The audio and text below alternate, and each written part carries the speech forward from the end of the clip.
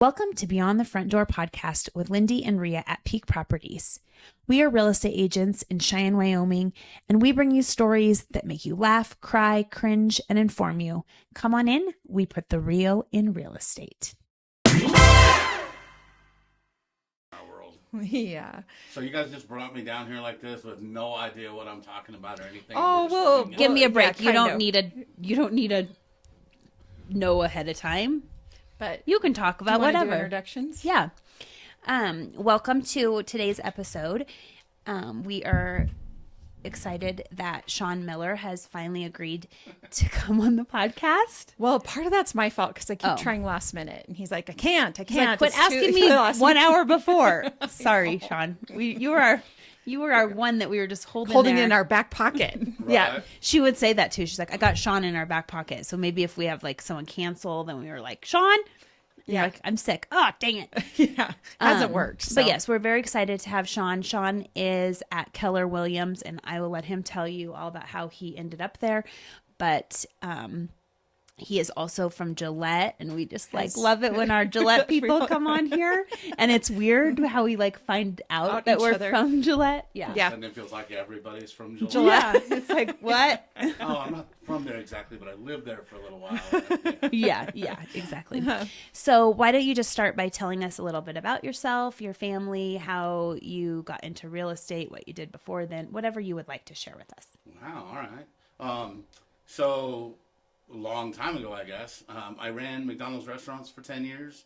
I ran FedEx office locations for about 11 years, always about customer service. I don't know how many jobs you're supposed to have in your life, but that didn't seem like very many over the course of 20 years. So then as I was approaching 50, I decided I needed something new to do, and thought I would get my real estate license. So went out in 2018, went to school for 10 days, which was tough on an old guy at that time, and got my real estate license, and then started practicing in 2019, and then quit my full-time job 6 months later in July of 2019, give or take, and then have been doing real estate ever since. So, yeah.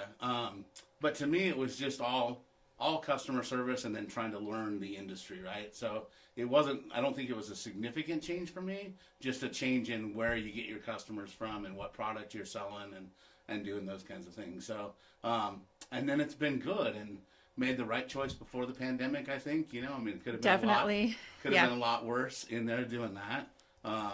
I've got a wife. We've been married. She's put up with me for just a little over 25 years now. Very nice. That was fantastic. 2 kids. I've got a boy who's 25 and a girl who is 22 right now. So they're awesome. And they all stuck by me through the change and said, well, if it works out, we're really glad for you. And if not, we're here for you. So luckily it worked out. That's That's wonderful. awesome. Yeah. How So long have you lived in Cheyenne then? So my wife and I both had jobs. We were living in Laramie with the kids, had the kids there. And then we moved over here job-wise in 2010, drove back and forth between Cheyenne and Laramie for 2 years, and then bought the house over here, and we've lived here since 2012. I gotcha. Yeah. A lot of people make that drive between Cheyenne and Laramie and live in one and work in the other. It's just interesting. was that like your favorite time of your life? Or did you feel like you were like living on the edge a little? You know, absolutely. So in 2 years, we missed 4 days, but we went crazy ways up across, across the canyon, across 34 there, and back down and across, and up 287 into Laramie coming the other way, up and over to Happy Jack and down in, over the top here. I mean, every way that you could possibly go, we drove at some point. With the kids there, they were there, school and then daycare, and then we had to be there by 6 to pick them up. So sometimes we were split up doing it, depending on what kind of things were going on at the job. And then, the road between here and Laramie, ridiculously crazy. I think we counted 340 accidents or so in the 2 years that we were driving. Wow. That we saw. And there were days that we shouldn't have been on the road, but we were. Responsibility and those kinds of things. So, but yeah, it was good.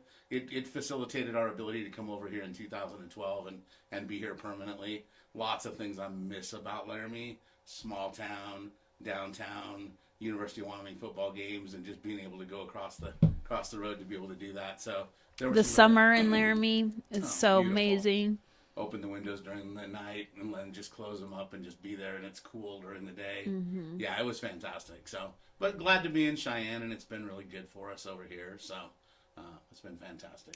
So did you grow up in Gillette then, or I what's the did. history there? I did. Okay. He's a Campbell County camel.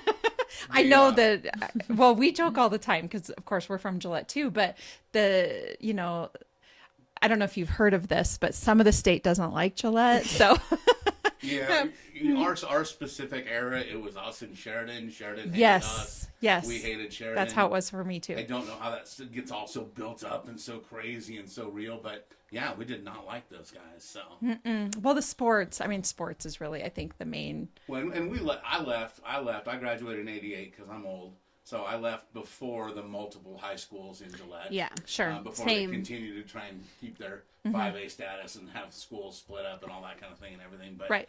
But yeah, that is the thing that they cared about was, beat them in football, beat them in basketball, Yep. be done. Yeah. Not the rest of the state. The rest of the state was fine. I know we were. I mean, and so my kids. I feel like it's gotten worse. Oh, gotcha. I think the whole state hates him now. I do. I don't think Yeah. it's just Sheridan.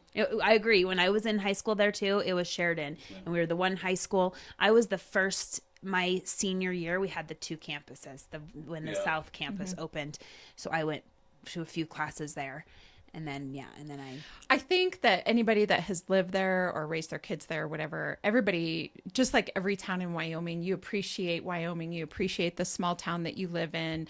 I think that we all, we all know the good things about Gillette, but it does seem like, the sports ruins it, or the behavior of some parents, ruins it for the rest of the state. But then I will say to you, I mean, my youngest son played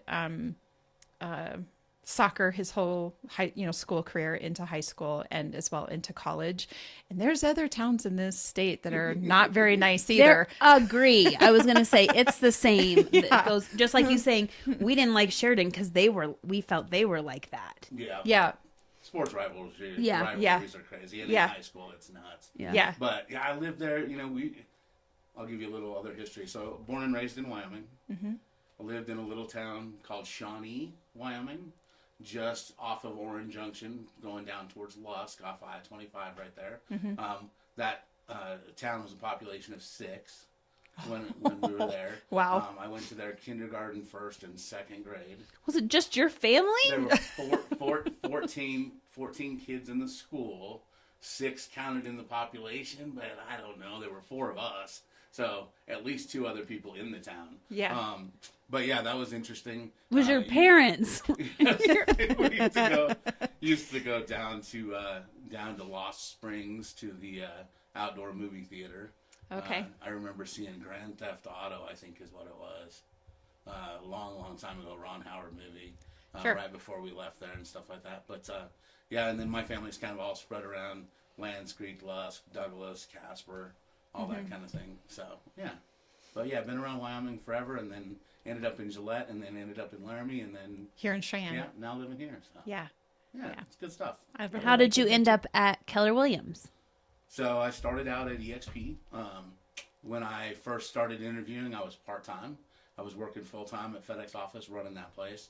I'd like to say that's a 40-hour-a-week job, but it really probably was 60 hours a week. And there weren't a lot of agencies that wanted to take a part-time guy. So number one properties wouldn't, and nothing against that. That's just what they do, and they want full-time agents. And some of the other big ones, Coldwell Banker and Remax, and those guys just didn't want part-time guys. So then you start interviewing with some of the smaller ones, and found EXP at the time, a revenue model that I liked in terms of how I got compensated, and a little bit of freedom to do what I wanted. And they said, yeah, dude, come in, be a real estate agent and build your business. So then I was working 60 hours a week at FedEx office, and then working Another 40 or 50 hours Yeah. a week, because it was every night, and we were doing open houses and all the things that new agents do right away. Yeah. To get in and build business. So, but it gave me that freedom to be able to do that. And then we were just looking for something a little bit different. Spent about 2 years there, and then met these folks from Rapid City that are part of Keller Williams. part of that organization, learned a little bit about it, met them, fantastic fit culturally, really good family-oriented kind of place. And it just sort of struck a deal, and they were looking to expand down here. And we were looking for something different at the time. So just started there with them and have been there now for a little over 3 years. So I love it. Well, Shawn was asking me what we're going to talk about today. And Real estate. Yeah, I know, clearly real estate. Well, I was telling him one of the things that we've talked about is the craziest things we've seen during showings. You got anything there? Well, I don't have. So when I first got started, everybody told me stories about showings, right? Things they've walked in on, things they've done, whatever. Yeah. And I don't know if I was just so afraid of that I've been really diligent about making sure that people know what's going on. Yeah. Knocking on doors. Scheduling. Doing that kind of Yeah. thing. I have not had any crazy experiences doing that. Now, if you roll that over to the deal side, man, you name it. Everything's happened. Yeah, you name it. It's all gone wrong before. Yeah, I think that it's all been on the list. And I'm the guy calling people, and people that have been around for a long time, and they're like, I don't know, man, I've never had that happen. And me going, okay, I guess we'll get it figured out. Well, I'll be the Yes. first. I do. They say, every transaction is its own, and that is the absolute truth. Oh, absolutely. I mean, every single time I get a transaction and something happens and I'm like, and Corey will look at me and sometimes he'll say, I don't think I've ever had that happen before. Right? I'm like, how's that possible? Well, yeah, I don't know if, so all these transactions we do involve people, right? And whenever you're dealing with people, and I can look back at FedEx office and McDonald's and had crazy experiences in there. Yes. Right? And it all depends on the people and the group of people that you're with or working for or around, that kind of thing. So, yeah, you get into these and every individual transaction is different because you have different individuals in each one of them. Yes. And that human factor, wow, man, it can go off the rails this way or up over this way and down that way. Yeah. You just never really know. And where you start usually isn't where you end, And, right? right. You want to get them to the finish line, but man, sometimes it's a different dynamic when you get to the other side of it and stuff like that. So, but yeah, people are wild. For sure. So I grew up with my mother either worked in, managed, or owned a restaurant during pretty much the entire time I was growing up. So I can completely relate to that because I spent all my years either visiting her at one of those restaurants or then working at one of those restaurants. And when we talk about humanity and the things that come out, and especially when you're pouring alcohol down people, you see everything, in a restaurant setting or in a bar setting. I always think people should probably, even if it's just for 3 or 6 months, go work in the service industry for just a hot minute and understand what everybody's true colors when they're shining through. What that's like. So we always used to tease, and you probably have stories like this too, but at McDonald's, everybody took for granted what it took to get from taking your order. And at the time, and I think they've changed, but we had 90 seconds from the time we took your order to deliver that order to you and have it be hot, fresh, ready to go, exactly right, all ready to roll, right? And I don't think that anyone had a concept when they were standing in line, and some people I guess did, but most people didn't have a concept of what it took to get that done. So they would get their burger up front, and they would have a pickle on it, and they ordered no pickle. And that was the end of the world, right? And I don't know if that was the end of the world for them because the pickle was the big deal, or they'd had 20 other things that day, and then the pickle was what put them over the edge, right? Sure. But wow, those were significant events for those guys. It is. And you just look and you're like, if this is that big a deal for what you got going on, I really hope the rest of your day is much better. Right, for what goes on. So, and then you're trying to teach the people that you have working for you that that's not the end of the world for them, that it's just an easy fix and how you do it. But yeah, whether it's a restaurant or a bar or whatever, when you say service, I think you could get a psychology degree just working there long enough and seeing all the things and coming across all that kind of stuff. And now we're dealing with real estate, which now that's such a bigger lever, right? Right. Biggest transaction they're probably ever going to do in their life, at least once or twice. First time, 8th time. Last one went bad. This one might be just crazy, the pressure that puts on people and what you see pops out of them sometimes. For what Yes. I was thinking about, and I don't know if, because I haven't been I haven't been a server at a restaurant or a bar recently, but back when I was doing this, so the 1990s. The 1900s. Is what you mean. Back in the 1900s. 1890s. Got it. It seemed like people treated servers as their servants. So if I was like, I started off like bussing tables and then being a hostess and then waitressing or whatever. Server maybe is the more politically correct term now, but you really, it did seem like people were could be very demanding, and that you're there to serve them, and that you do have to, it just feels like the temperament maybe was different, and maybe it's still that way now. Maybe that is still the way some people are behaving in restaurants, but it seems like I see a lot more of now that you have to understand that when you go out to eat, you've chosen not to cook for yourself. You're going into a restaurant where there's a lot of variables, depending on if if all their cooks are in there that day, all their servers are in there that day, are they shorthanded? Are they fully staffed? What's the situation? Those are all the variables that you take into place when you go into a restaurant. And the goal is to be considerate, right? But back when I was doing it, I don't know that was the mindset so much. And I don't even know that it's the mindset now, other than I think I see it a little bit more on social media. And I know my husband and I try to practice that, of course, when we're out at a restaurant, right, to understand that everybody, everybody has things going on, right? You and be the first thing that happened to them. Yes, yes. Yeah. And so my hope is that the idea around, especially in the service industry, and I'm not talking about real estate necessarily, but but in real estate too, be nice. Yeah. It is a little bit, but like you say, the lever is a little bigger, so it is a little different. Yes, you can get a little. And I do think that customer service for me, always in the restaurants, trying to teach the folks that we had working on those teams, FedEx office, same kind of thing.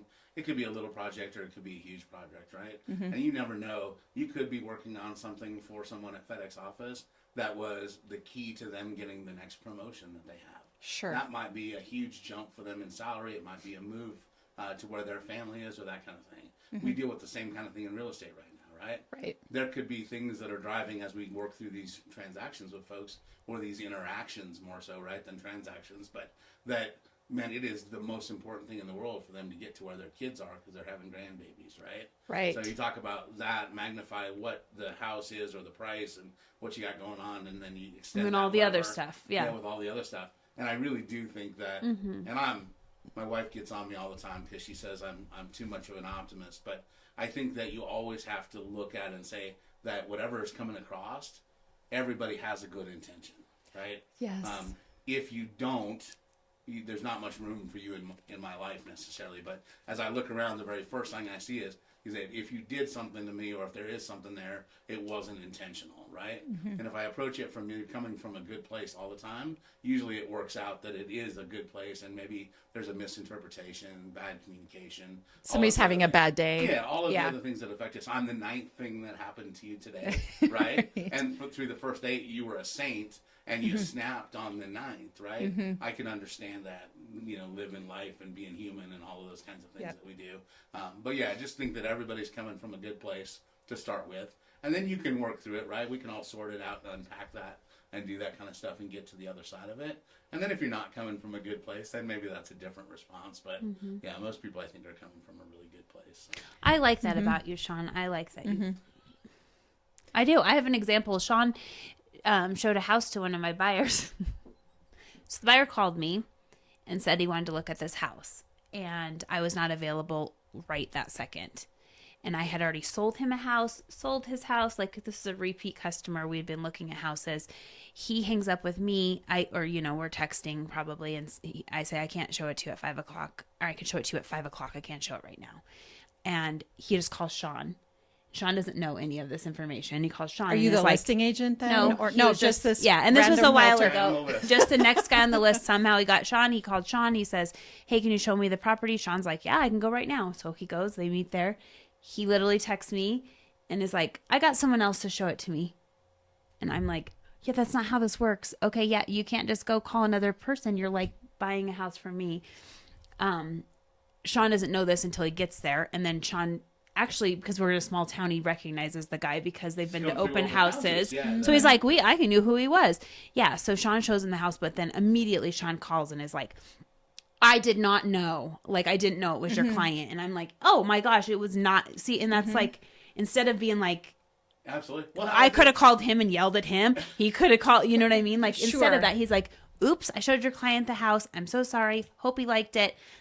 Hope he buys I it. think he really did like it. I think He he did. He offered. bought I think it. You guys bought that Yeah. house, right? So as we're walking through it, and because he shows up and he's pulling up in the car, and I'm out standing by the truck, and he's walking up to me, and I'm like, I think it's Emmanuel. I think it's Yep. who it is.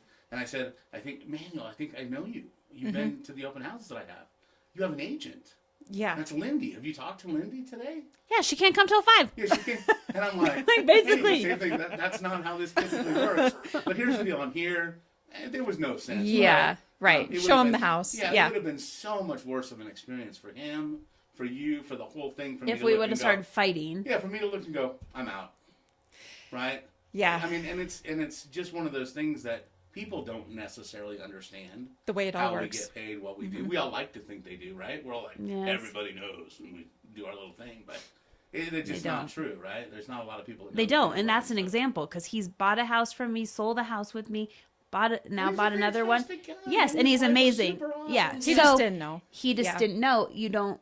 Yeah, you're like, if you choose an agent, you really should stick with them until you decide not to, or you buy a house because Yeah. you can't. Otherwise, we're all just working and Yeah, not with so- no paycheck. No, but and see, that's another one of those things, right? I think that was the right thing to do. It was the right thing to Yes, do, for and I- sure. It was the right thing to do for him. It was Him. the right thing to do for you. It was the right thing to do for our relationship as realtors that work together, same environment, same market, same kind of thing and stuff. And ultimately, he got a house, which is the end result of all of this, right? Putting people Right. in houses or in places that they And can putting love them and grow their above family and- us. Yeah. Yeah. It was about him, not about me. And I think I really like that story because it does seem like realtors, some people have had a bad experience with a realtor and there's some stigma that comes with it and thinking, that, and I say to everybody, I think the real estate profession is like every other profession. 80% of everybody is working to do the right thing, work in your best interest, do all of that. But like every other profession out there, there's bad apples. There's people that are, maybe don't have your best interest at heart. And this is why it's so important to get to know the person that you're going to work with. Well, to think about it, right? Every person that we meet like that, we have an opportunity to change their perception. That's right. Right? And when we're doing those things, and whether somebody's watching or doing it or whatever and stuff like that, I tell that story all the time just because I think it's funky. Because I'm like, oh man, yeah, see, they just call. They're just And this dialing. is They're before we did buyer's agencies, like before we showed a house. So I Right. don't know if I can't remember if I had only showed him a couple houses. Like usually we just did it when we decided to write an offer. And so it wasn't like I was like, I have a buyer's agency. It was like, oh, But he's he's my walking through client. and they're like, oh, we really like you. I love this. I love that. And I'm like, I can't write an offer for you. You got to get a hold of Lindee. Did she get you an offer? Yeah. Did you talk to her today? And he's like, yeah, she couldn't come until after 5. And all this other stuff starts coming out. And he had no ill will. He had Yeah. no ill intent, right? Oh no, when I explained, I was like, oh, that's not how it works. Okay. He was like, oh my gosh, I'm so sorry. Now what do I do? So I have to call Shawn and tell him, no, Shawn and I talked. Yeah. We're good. You don't have to have an awkward conversation. And that's another one of those cases where, right, you just give them the benefit of the doubt to say that he had the best of intentions. He was just trying to see a house. He was super excited. They were jazzed. They'd been looking for a little while, and this house popped up, and it was just the right house for them. So yeah, it was good stuff. Well, and I try to, like you say, all new agents do open houses, and I have done my fair share of them over the last few years. But what I will say, what I really got in the habit of is if somebody came through a house of one of our listings here at Peak Properties and they seemed really interested. And of course, I ask everybody, their story. Are they working with somebody? That sort of thing. It's never my goal to steal somebody away from another agent. I'll never do that. And as a matter of fact, if they seem really interested, I call up their realtor and let them know, hey, your client came through this open house. They were interested in this home, just FYI. And it's not even just with agents in my office. I do it with any agent. I 100% agree. It's the same philosophy I have. I make those phone calls all the time. Yep. Because I think it's important to so we all send those folks out, right? Here's some cards.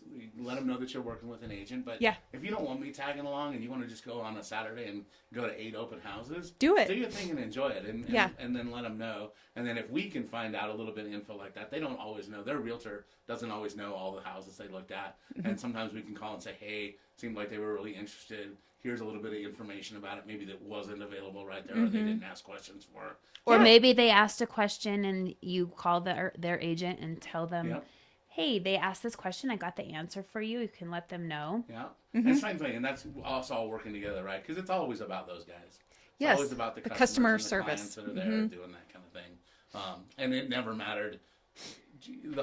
I will tell you that I thought it was bad at McDonald's for customer service because we always used to tease. It's just a hamburger.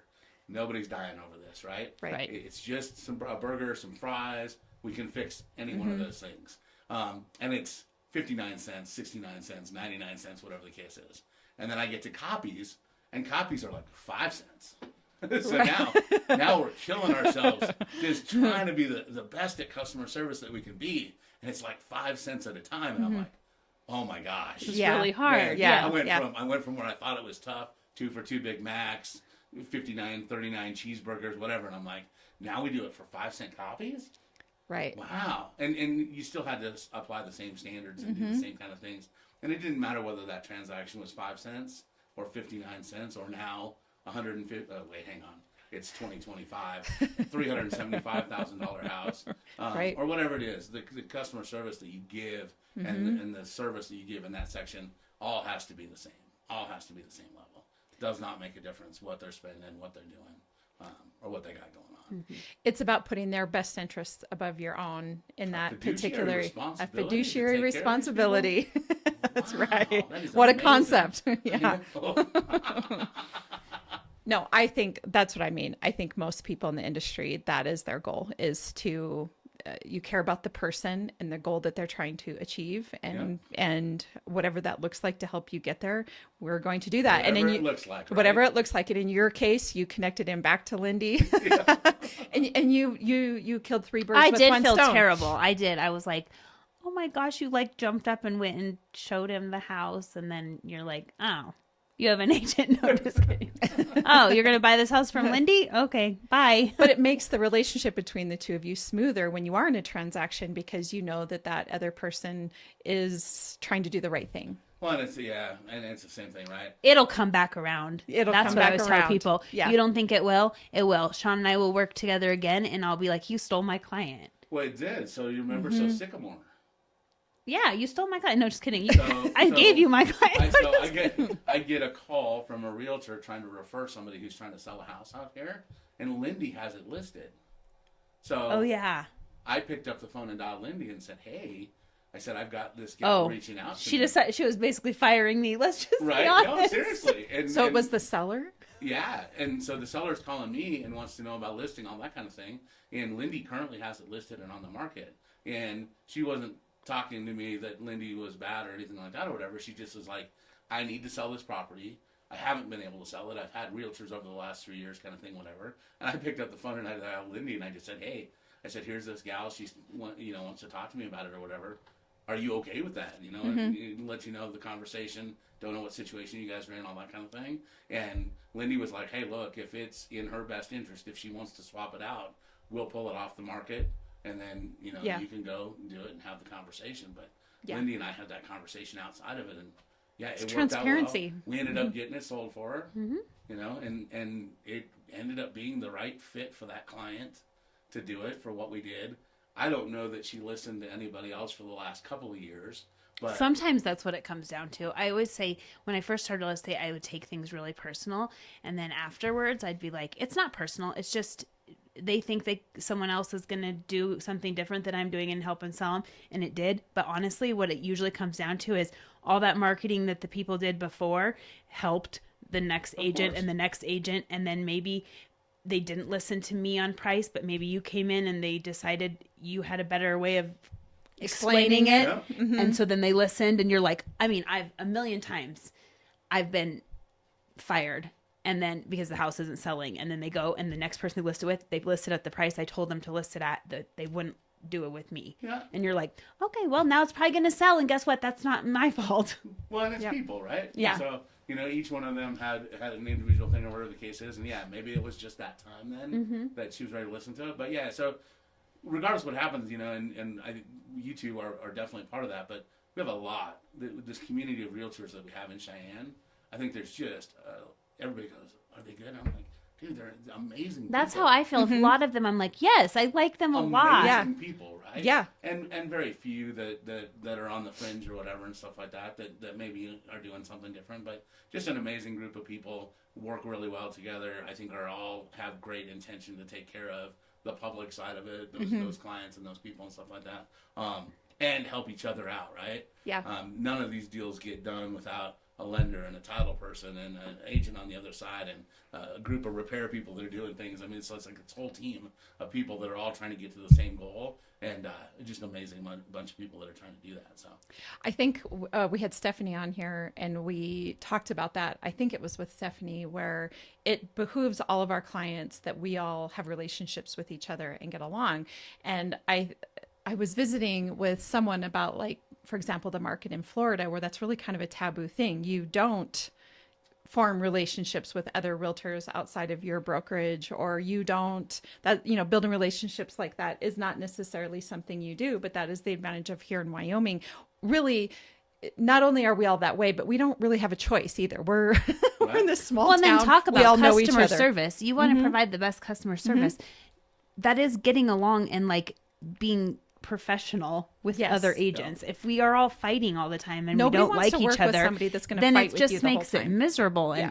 I don't know about you guys, but I don't like miserable transactions. And I really do believe they can all be win-win, right? But Yep. win-win doesn't always necessarily mean I win 100%, right? Right. Right. I've got to win the things that my client really, really is counting on winning. Yeah. And sometimes that means that we're making some concessions or working some things out and stuff like that. And if I'm working for my client's best interest and you're working for your client's best interest, somewhere in there is a mix that works for both.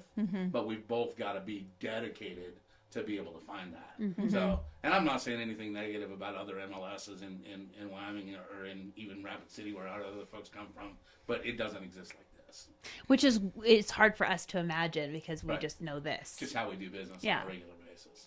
So, yeah, no, I agree. I agree with that 100%. As a matter of fact, we're all getting together tomorrow night and fundraising for the community. So for our annual fundraiser. So we spend time Absolutely. together. Absolutely. All right, so I'll share the craziest deal. Yeah, Okay. do Yeah. it. Okay. Let's hear This it. actually was with you guys. Oh, yeah, broker. it was. I love this one. Okay, tell So, us. In the market, sometimes you find foreclosed houses, right? And those people that are in foreclosures, it's tough because there's a lot of pressure on them, a lot of things going on. But if we can get the house sold, which takes 2 real estate agents still, right? Because I was not the listing agent on this property. I was the buyer's agent on this property. But if you can get a set of people in the market that can get a deal put together on what's typically a tough house to start with, maybe some issues there and some pressure and some things that are going on otherwise, it's hard enough to get through a deal that's just in foreclosure. And we had made an offer on this house about 45 days before the end of what the redemption period is, so that those people could get the house sold and not have it be gone and lose any equity that they might have or other fees or whatever going on. So we're already against a deadline, and it's already a tough deal. So we make an offer, we get it accepted, and now we've got about 35 days to get it closed. And then about 6 days into trying to get that closed, the gentleman who owns the property, who lives in it with his significant other, they're not married, so they're not necessarily all of the marital things that go on in terms of transfer of the house, that kind of thing, passes away. So now we're under contract on a house, and we're about 35 days away to try and get it done. And we have a gentleman pass away, and the house is in really rough shape. It's a traditional, what people think of as a foreclosure. So there's issues there. And then we've got a significant other that's not actually married, and nobody knows where the will is. So we don't know if there's a will that exists. We don't know who the designated is, if it's his mom, if it's whatever. And remember, I'm just the buying agent, so I'm on the outside, and all this other stuff's going on. And luckily, we had you guys as broker, Corey, on the other side of it, and he was digging in and trying to do his best with the agent that you guys had the property listed with, and just battling, trying to find things, get things moving, that kind of stuff. We finally find the will, or get the will, because Corey gets it. And now it's maybe 28, 25 days, something like that. And now it's got to go to the judge. And the judge has got to decide who the personal representative is, whether they can appoint that, and then whether they can still sell the house, or that it has to go to probate. I've got folks that are out of an apartment, already ended their lease, already in a temporary situation before they can move in. Kids getting ready to start. It is December 20th at this point, maybe, give or take. December 5th at this point. So you got the holiday coming up and everything else. Oh my gosh. They get the will figured out, personal representative assigned, decide that they can sell the house, and then it's still got to go to the court and be approved, get the offer approved, get everything else set up. And lending is waiting this whole time to decide if they can get it done. So we get it all done, get it all figured out. Somehow, on the 18th of December, we then are set to get ready to close. We close the property. This gal was in a tough situation, kids involved, lots of stuff in the house, really no means to get everything taken care of. And we go to get my clients in the house on the day that we've closed and have possession, and the house is still entirely full. So now we have not moved out. Now, and we volunteered there to help her. So moving truck, or the U-Haul truck rented.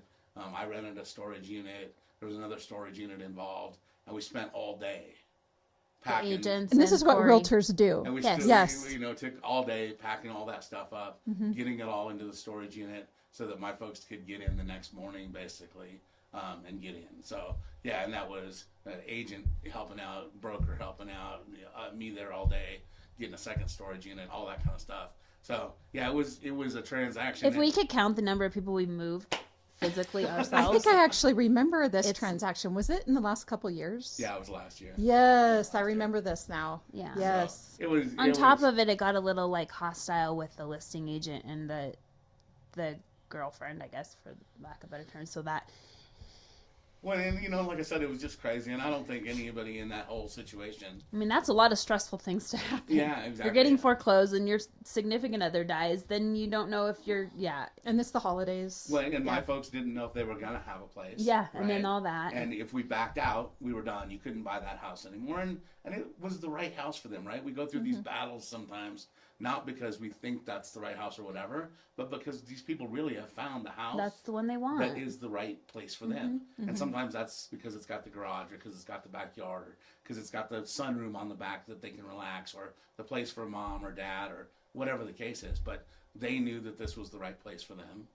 And then we just had to get there somehow. And it was just roadblock thrown in, the diversion here, whatever going on. And you just keep working until you get to the other side of it, right? Yeah. So it was crazy and wild, and it's a story to tell now forever. But that's the toughest, weirdest, crazy things going on one that I've ever had.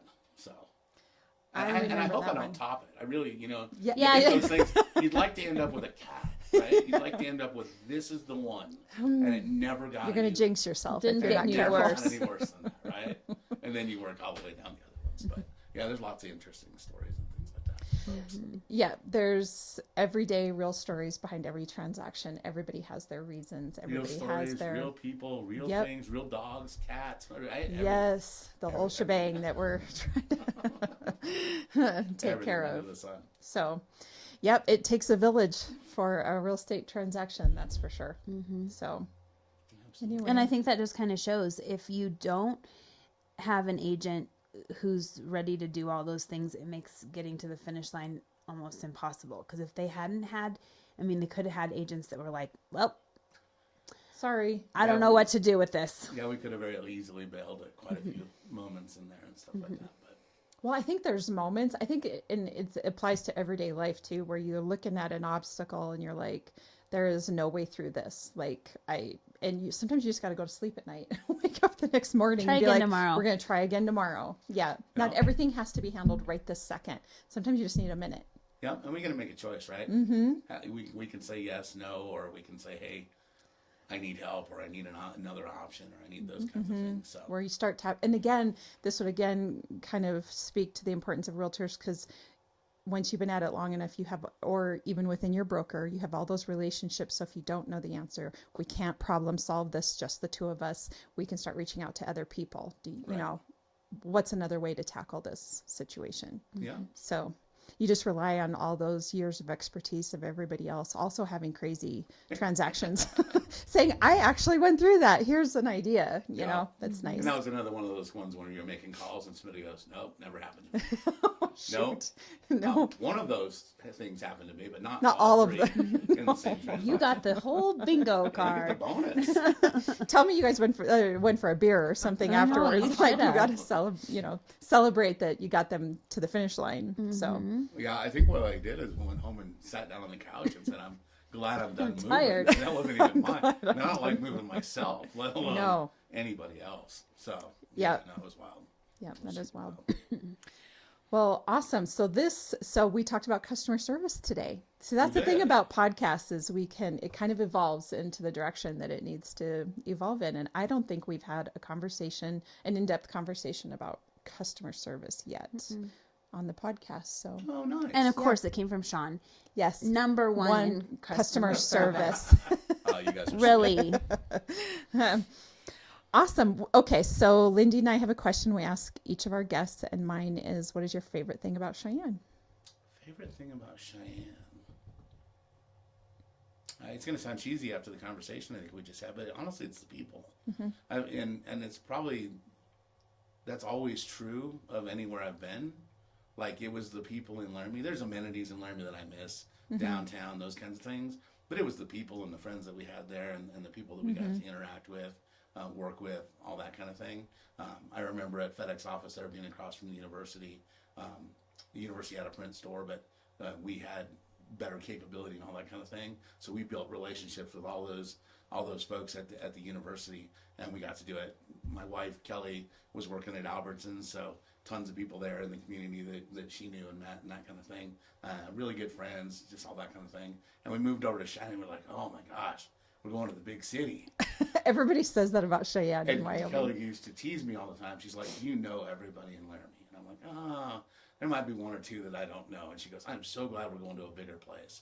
And we lived over here for like 6 months. And then every time we're in Walmart, every time we're somewhere, she's like, I'm talking. And she's like, what is going on? Yeah. How do you know all these people already? And I said, it's small. It's a small community.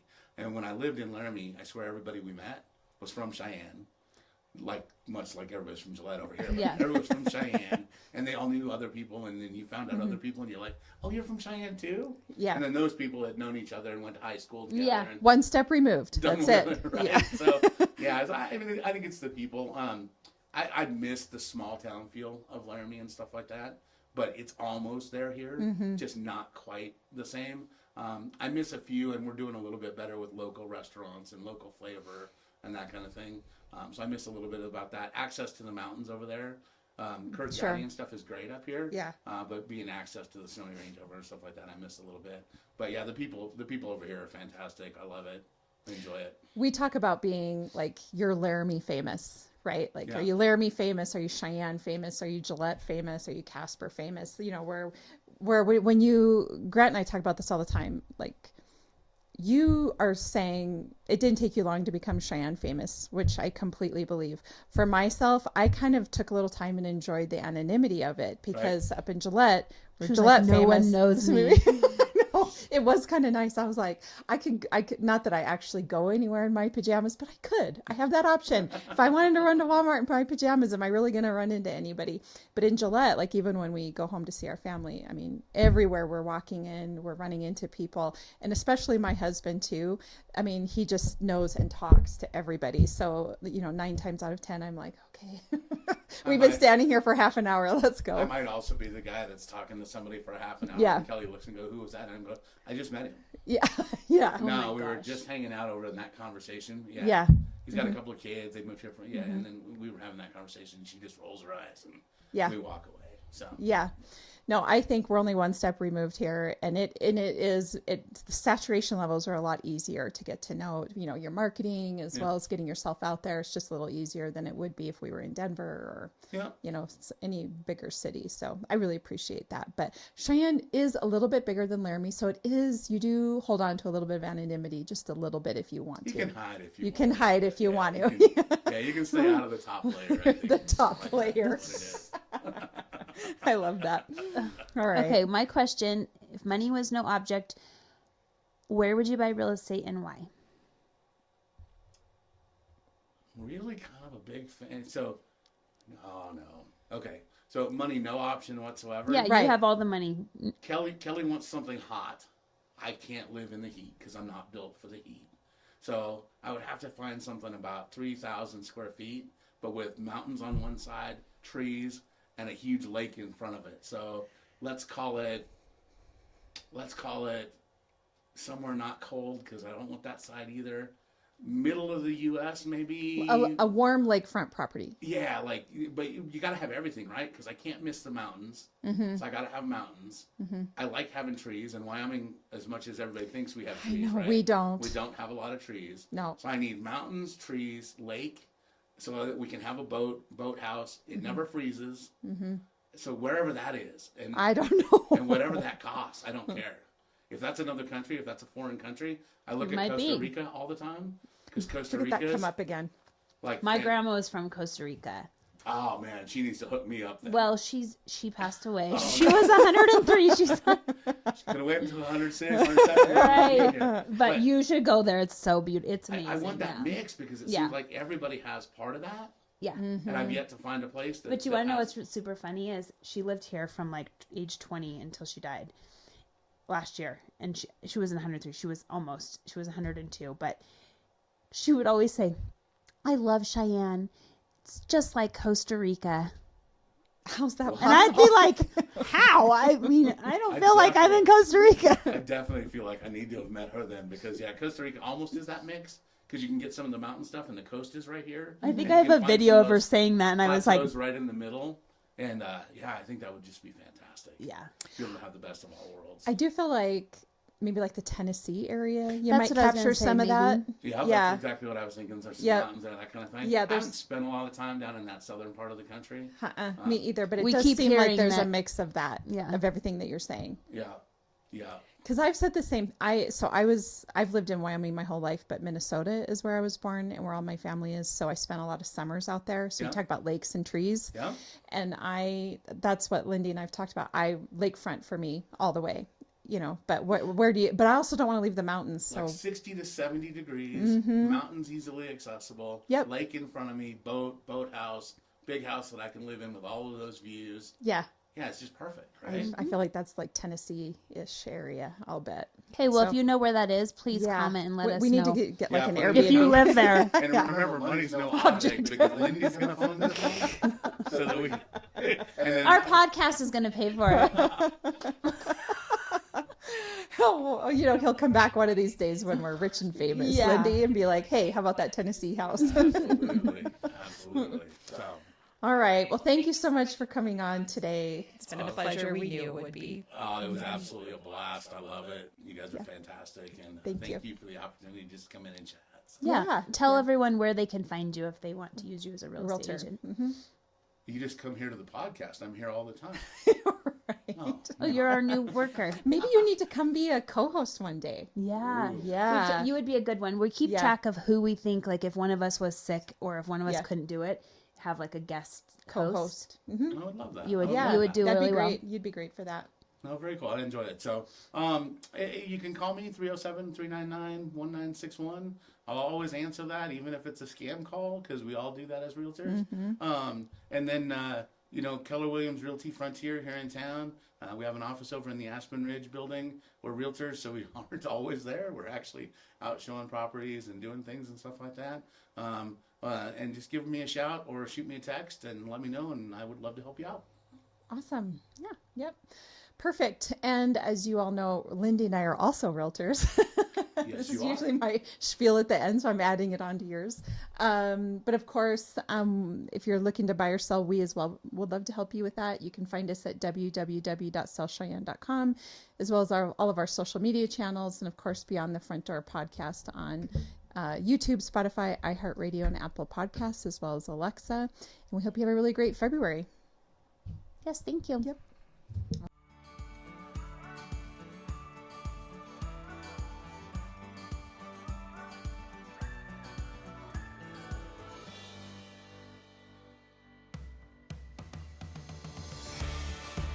Whether you plan to buy, sell, or invest in southeastern Wyoming, turn to Peak Properties.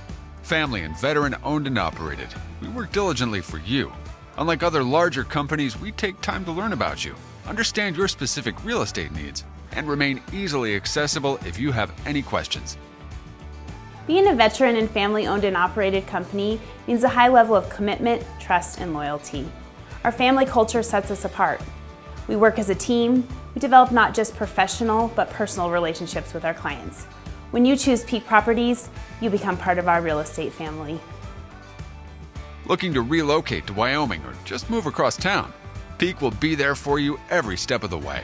Recognized for excellence and dedication in the real estate profession, we're proud to be one of the most trusted and knowledgeable names in our industry. Let Peak help you find your dream home or investment property today. Our agents will make sure you're informed and listened to as they guide you to fulfilling your real estate goals. Reach out today. We have sold and purchased several homes through Peak Properties, and each time I've been impressed. They are great about guiding us in the right direction and always being in our corner. Peak Properties. Let our family show you the way home.